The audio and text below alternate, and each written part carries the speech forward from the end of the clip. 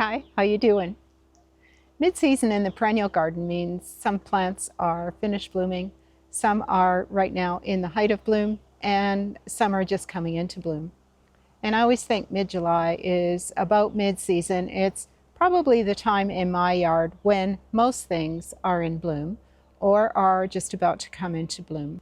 Mid-July is also a great time to go through the perennial garden and groom the perennials to either deadhead or cut off ratty looking foliage to allow those plants that are still coming into bloom or blooming to really shine. I thought we'd take a look at the perennials in my yard and what I do or don't do at this time of the year. My name is Sharon. I garden on a large yard in a small town in east central Saskatchewan, Zone 3. Welcome to my Sask Garden. It's kind of one of those days here today where one minute it's cloudy, the next it's sunny, it's trying to rain, big gust of wind, then it's nice. It's just one of those days.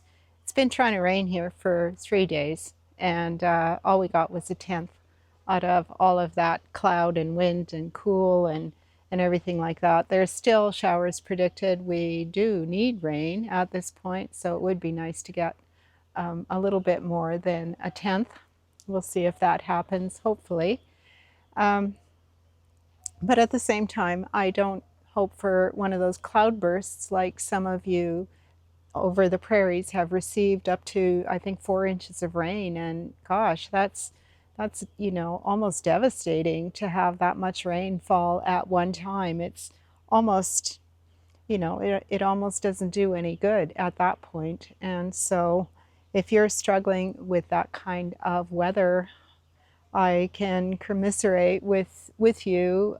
We've had that where we've had just over 3 inches of rainfall all at once, and it's unfortunate when that happens because there's some flooding that can go along with that. Anyways, I thought that we would just start in this area here. This is the area where I have the most things in bloom at the moment, and that's due in great part to all the lilies that are blooming in this area.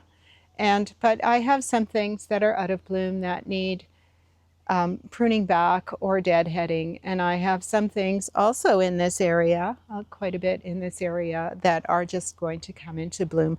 Daylilies is certainly one of them. I have a number of them in this area. I have some in a bucket over here waiting to be planted into this area too, so you just got to find a spot. Anyways, I thought we'd kind of look over the perennials and see what's going on there, and I'll show you what I do to groom them if necessary. There's my daylilies sitting in a bucket of water. I hate to tell you this, but they've been in a bucket of water sitting here waiting for about a week now. I did get some of them planted throughout this area, just in the back here, but there's still 2 more left there that need a home. Over here I have some monkshood just about to come into bloom. These are going to be the solid purple. And here are all those daylilies. I don't know if you get this. Many daylilies will do this, and that is get this streaked foliage. And I do tend to come in and I just snip that off just to make it look just a little bit neater. I go in and I cut off all of that streak stuff, and or you could pull it out as well, but it just makes the plant look a little bit nicer. This over here is all obedient plant, and it's good to kind of go through and take a look, see what's going on with your plants. I was kind of wondering why there was no blooms coming. I see one coming there. Maybe they are a little bit later. This is only the 3rd year I've had it, but also what I see is this foamy stuff right there. That is from spittle bugs. I don't know if they're going to do too much damage to the plant, so I will probably leave them. I won't worry about it too much. Have another one there, and another one there. And there's a Mr. Spider there too, so maybe the spider is going to take care of the spittle bugs. It's always good to go through at this time of year and look for any kind of bug damage as well. Over here I have lilies that are already done for this season. They are an earlier blooming lily. They always bloom earlier than the rest of them that are still strutting their stuff over there. So I generally wait until all the lilies are done, but just go in right below that stem and just snip it off. And don't cut up here so that you leave, those two sticks sticking up. Just go right down and trim that off. It just makes it look neater. In some cases for lilies, they're also going to try and maybe set some seed, and we generally don't want that to happen on lilies. If you do, then of course you'd leave them, but these are not that type of lily. They wouldn't have that ability, I don't think, to set seed. So, and I do a chop and drop method for a lot of stuff like this that I don't have to worry about seeding out, or they're not diseased or anything like that. Now, if you had lily bugs in your yard, you might want to consider removing all foliage when it's done. And these lilies, you should not cut the stem. You should not cut the rest of the foliage, because that is feeding the bulb for next year. I do tend to try and stay out of the lilies while they are in full bloom. Even if there's weeds, unless that weed is going to seed, I leave it, simply because there's so much pollen on the lilies at this time that, you just come out of there covered with pollen. And so I do tend to try not to go into the lilies too much unless there's something that really needs tending to. Here's a nice Heliopsis. I'm going to put the names of the varieties on the screen, because this is like burning hearts or burning embers maybe, or burning something or other. Anyways, it's easier if I make sure that I get it right and put it on the screen. I really do like this one. It's coming along now. This is, I think it's third year, and it is, getting a little bit more sturdy, a little bit fuller, and very nice blooms. They are about my height, just slightly under my height. So I'm just 5'2", and so I'm gonna say these are 4'8", maybe. They are nice and tall, and they do have a really nice bloom. Lots of buds yet to come. So I suspect this is going to be like any other Heliopsis, where it's just going to be a workhorse for the late summer garden. I'll just mention how nice that golden elder has come back from its rejuvenation pruning. I have a video on that where I pruned it right down to the ground, and it has put up easy 4 feet of growth since I pruned it right down to the ground. So that's what happens with golden elder. These two grasses I have growing here, these are El Dorado, and they are a sibling, I guess, of Carl Forster. They're the same kind of grass, that Calamagrostis acutiflora, and they're just a little bit different in that they have a yellow and green variegation to the leaf, maybe also just slightly shorter than Carl Forster. So just in through my little path here, you can see all the daylilies that are going to be coming into bloom, and the lilies that are in bloom, the weeds that need to be picked.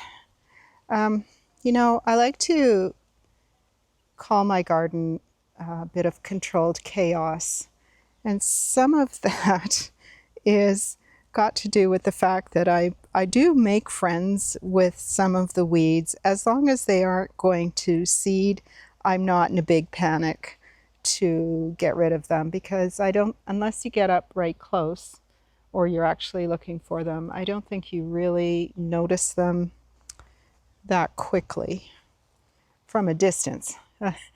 We have a friend who says a blind man on a galloping horse wouldn't see it from the road. And so, you know, I do like to think of it that way. I'm just going to talk about this heliopsis that I have here.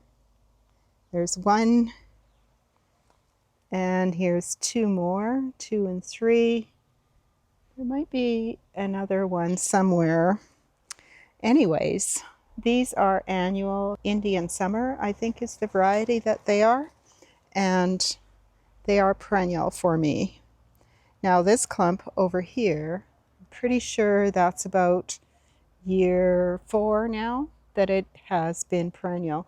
And the other ones I haven't really kept track, but if you have any of these annual Rudbeckia, don't be in too much of a rush to cut them back in the fall, or get rid of them or pull them out, because there is a chance that they are going to winter and they are going to act perennial.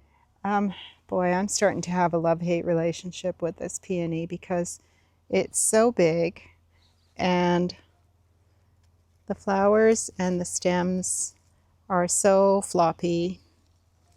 And then this is what happens at the bottom. And so I do come in here and after bloom, which it's a late bloomer. If I see that kind of stuff happening where it's losing its petals, then I come in and I clip it off.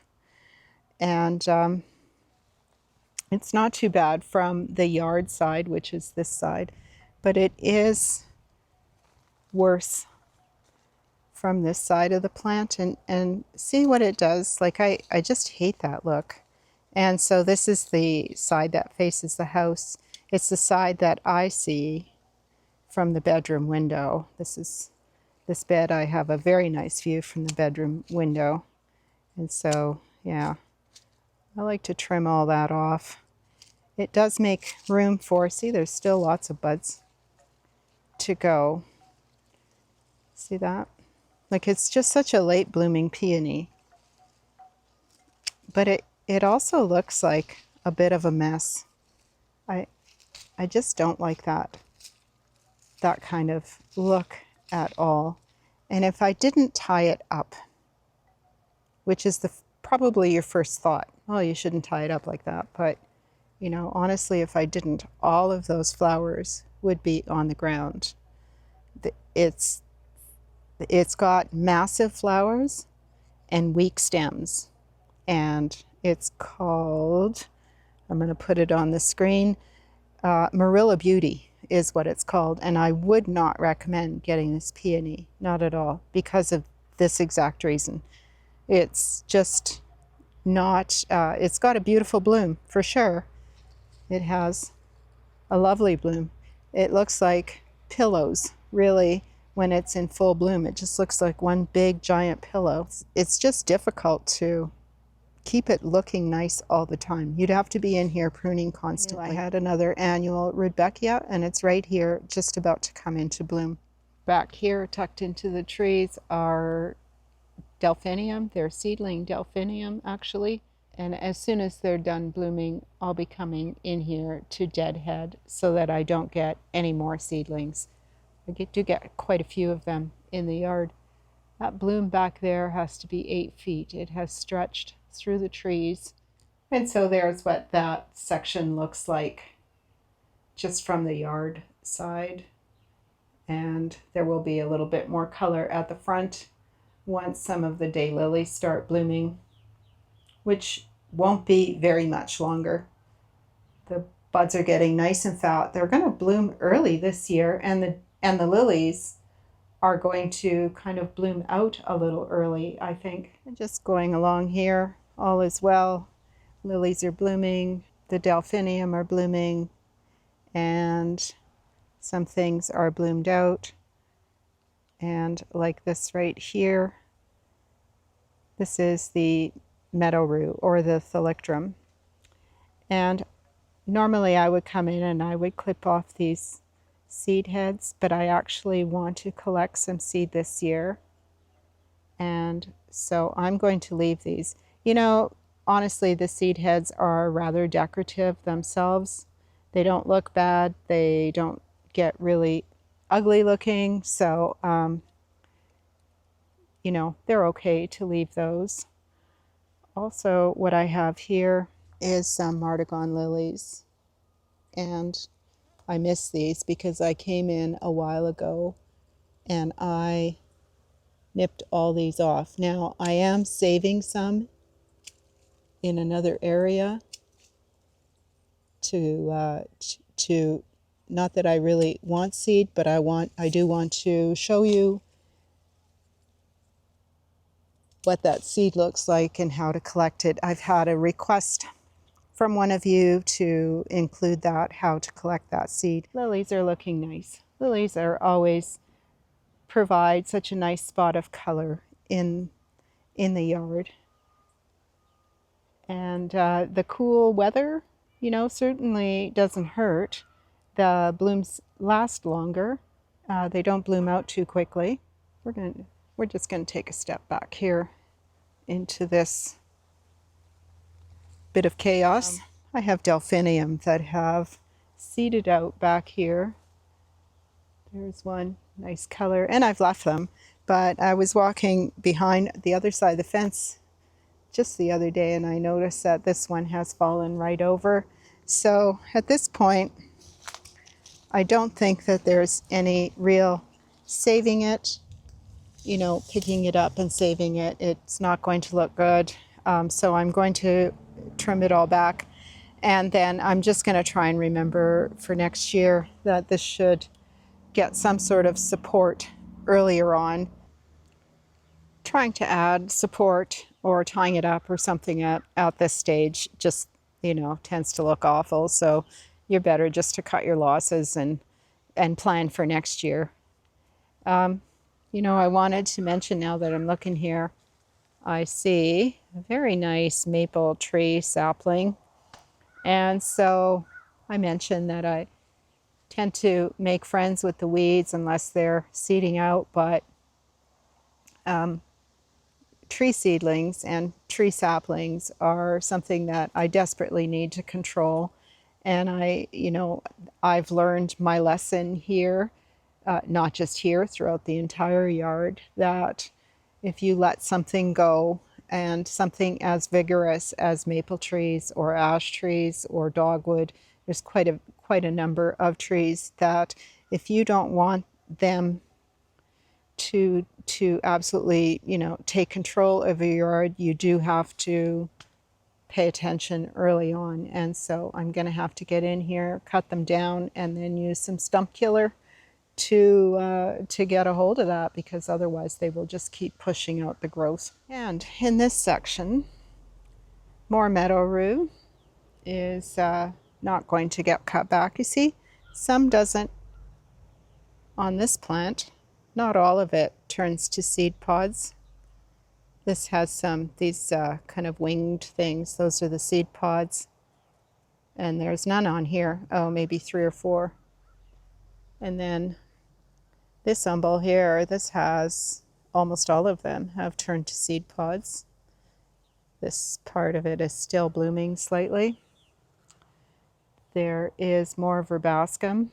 And the verbascum is one that I definitely, as soon as it's done blooming, I come in and I nip off the seed heads, because I don't want them to seed out. I have ornamental thistle. I've mentioned this before, how much this ornamental thistle just loves my yard. Seeds out with wild abandon, so I do come in and nip off those heads as well after they're turned blue and they're, you know, turned brown. It'll be at least another 6 weeks before that happens.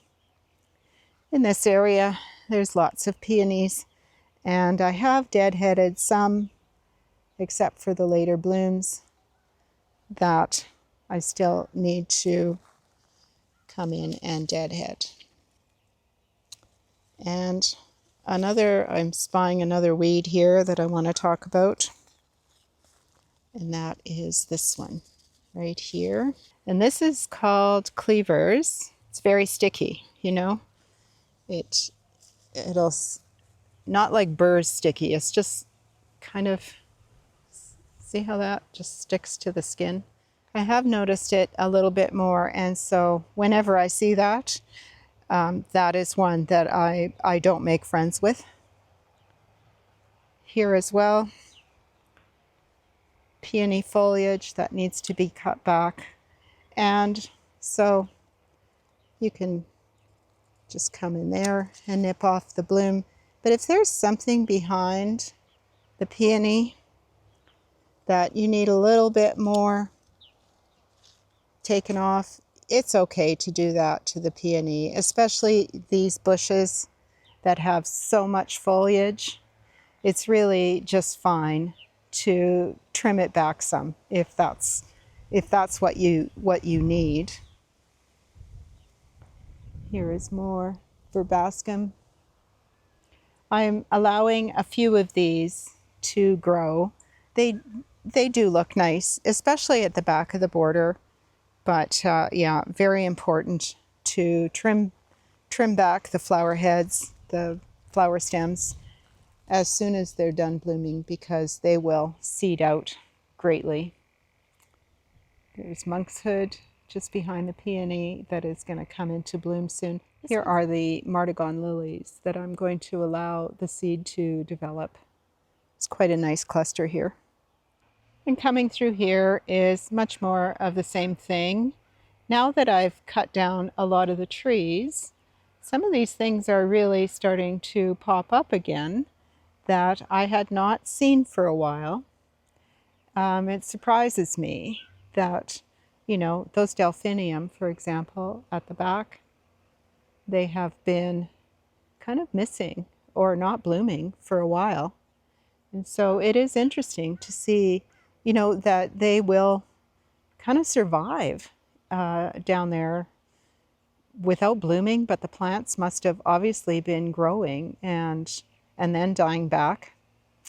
And so, yeah, I think that it is quite interesting to see how, when you're rejuvenating an area and reclaiming an area and cutting back all the bush and all the trees, what actually comes back to life. Over in another area, I saw liatris, and I haven't seen liatris in my yard for 10 years. I don't know.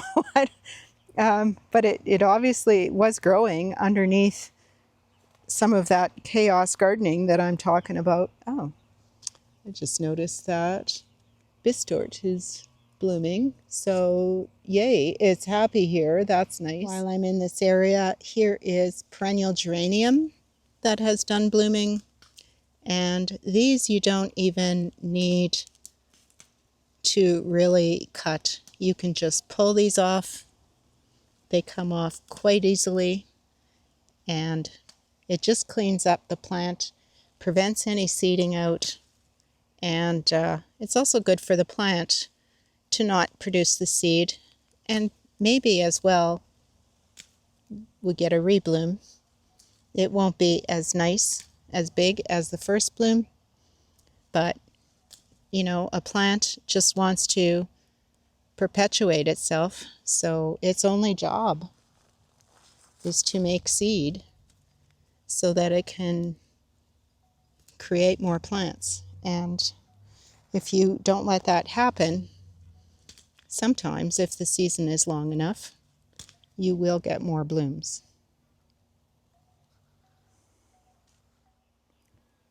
I'm just going to mention that I'm happy with how this is turning out.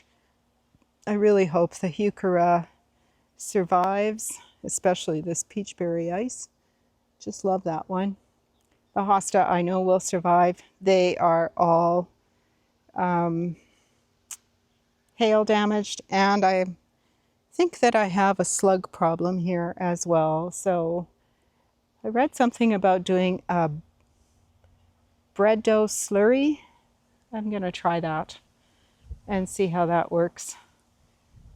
But the heuchera I'm liking. So this area right here is all part shade. Part sun, part shade. It does get sun, dappled sun, and some periods of time where it's full sun, but only maybe for an hour or two. I think that all of these plants are going to work quite well. There's astilbe and heuchera and hosta and Columso virginia and the thalictrum and monkshood.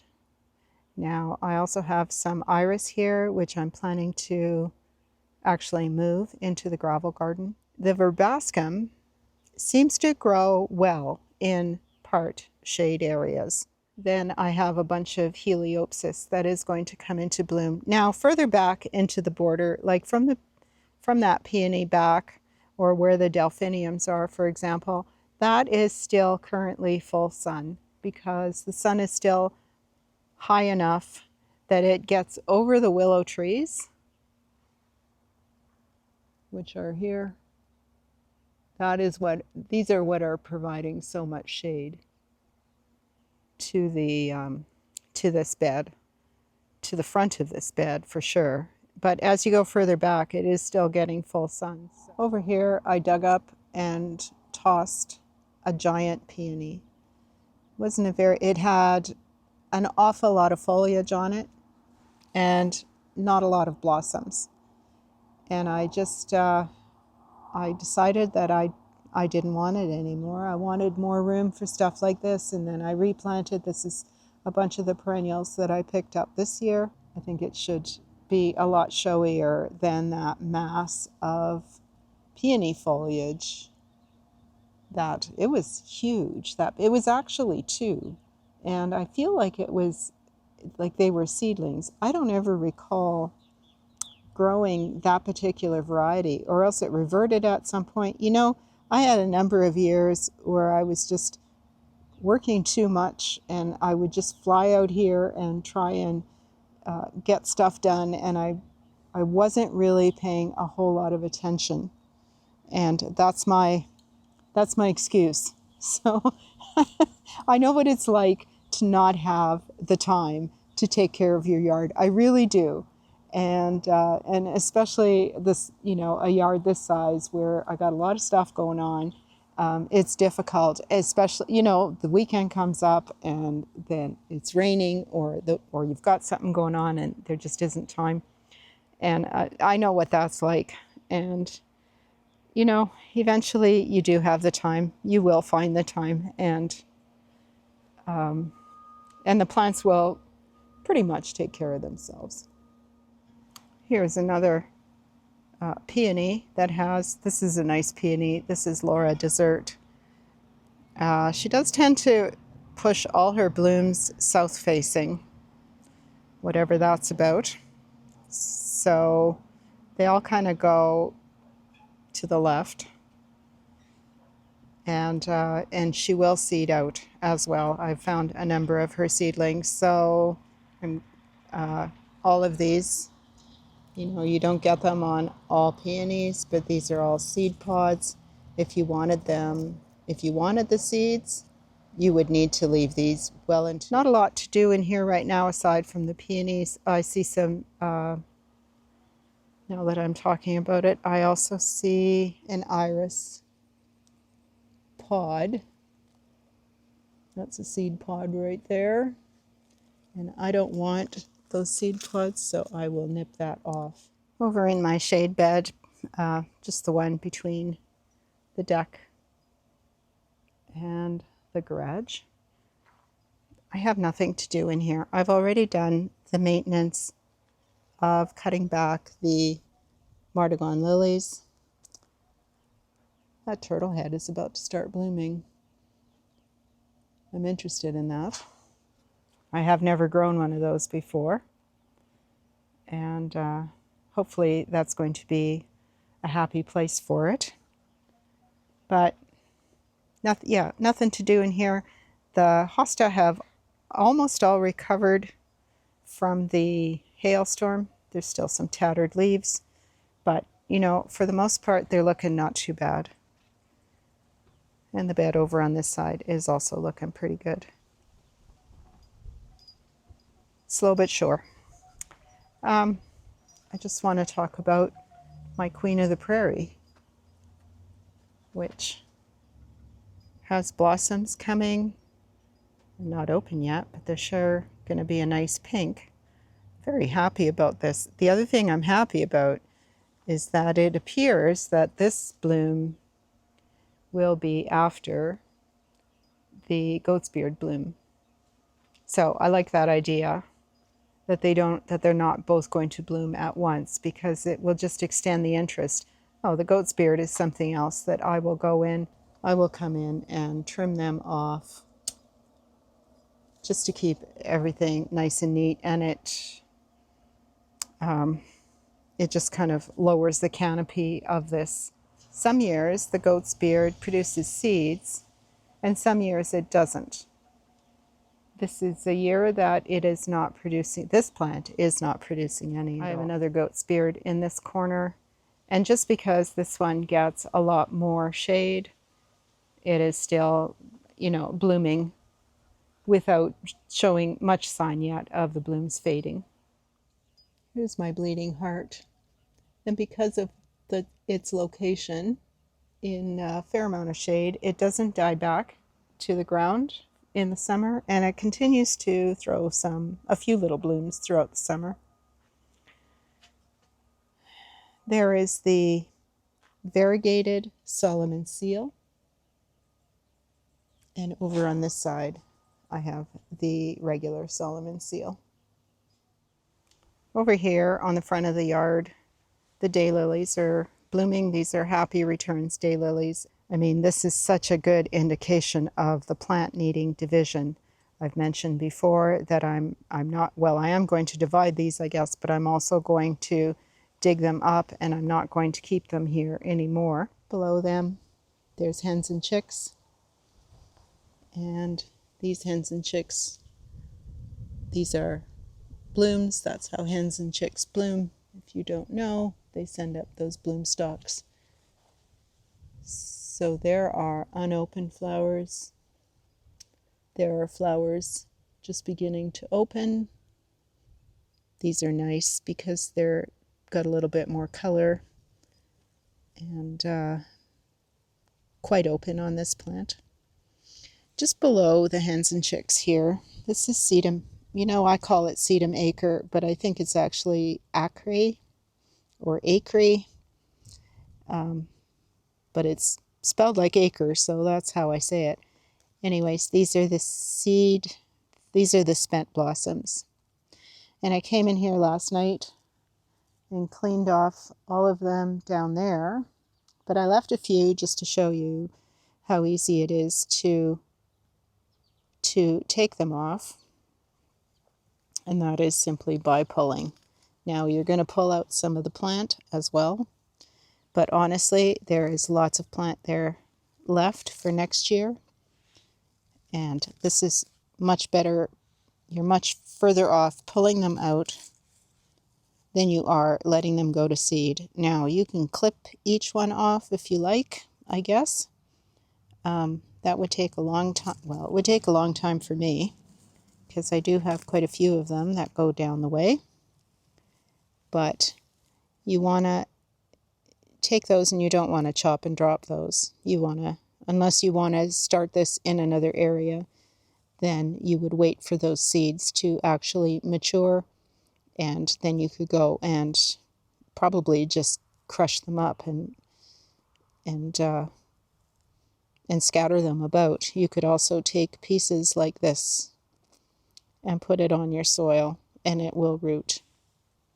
I do like these plants, but you do have to be fairly, oh, nice dandelion. You do have to be fairly brutal with making sure that you take care of all the seeds.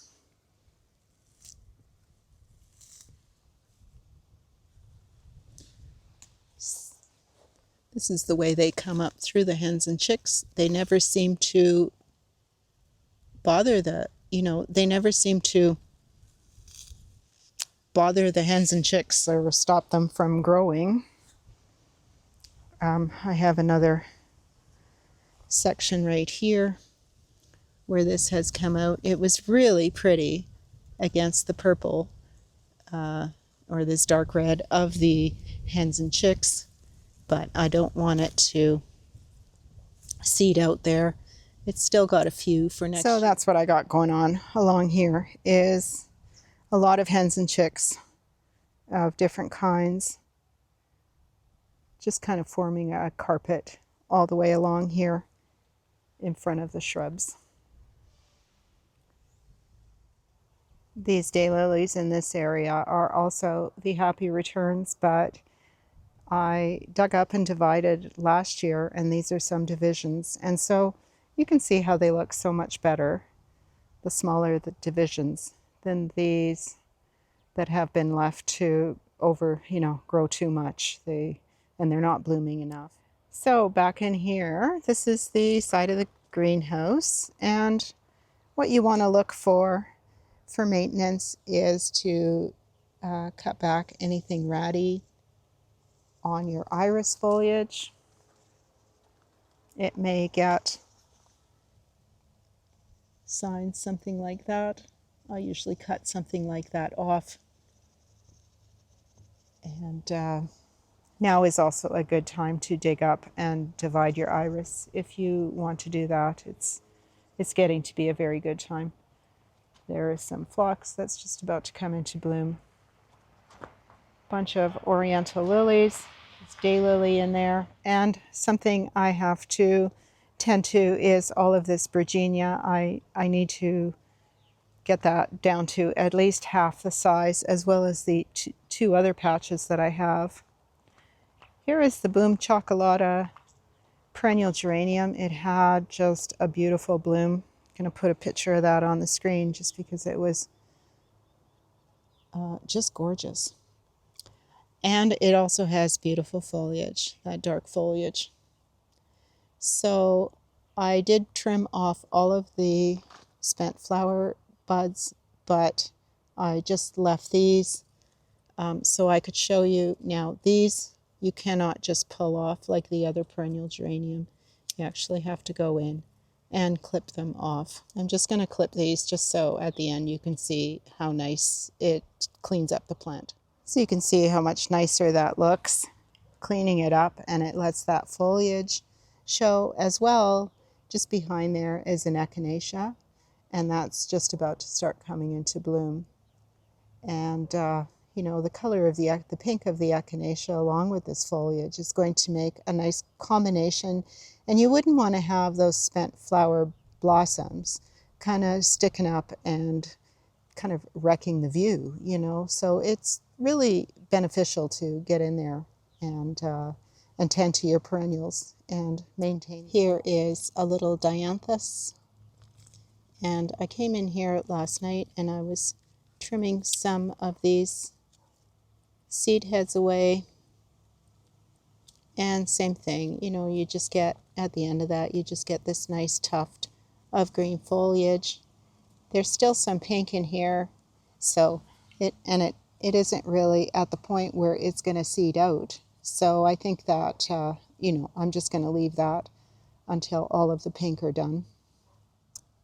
This little hill is looking pretty good. I did trim back, pull off some of the spent flower blossoms off of that sedum kamchaticum right at the top. Although, if yours is in an area, or if you have this and it is in an area where you don't need to worry too much about the seeding out, the spent flower blossoms are also quite decorative, I think. And there's just a close-up of them. And that's the area just over there that I pulled off all the spent flowers. And so when you pull them off, you could go in as well and trim. But it kind of just leaves, I don't know, the spent flower blossoms look nicer than just the green, I think. But again, they will seed out. I'm just going to show you how that happens. Just back in here where I don't care about, so they can seed out. But these are all seedlings. So that's what's going to happen if you don't take care of your spent flower blossoms. Over here, this is black scallop ajuga. It was full of spent flower buds, and I've missed a few, but you can see how that takes away, that kind of dried up flower bud just kind of takes away from the niceness or the beauty of the foliage. You know, the foliage, this foliage is going to go through winter and come out in spring looking just like this. It's quite amazing how gorgeous it comes through winter, or at least it did last winter. So just by cleaning up those flower buds, those spent flower buds, it makes the plant look just so much nicer. Same thing with this ajuga.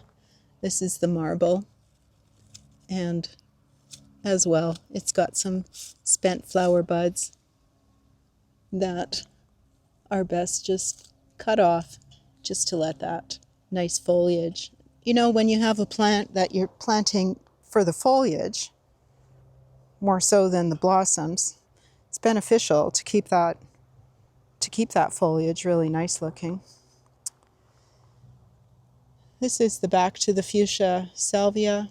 I cut it down some time ago after it was done its initial bloom, and now it's putting up a few more little blooms. Not a lot, but you know, still a few more blooms, and there's still some buds coming right there.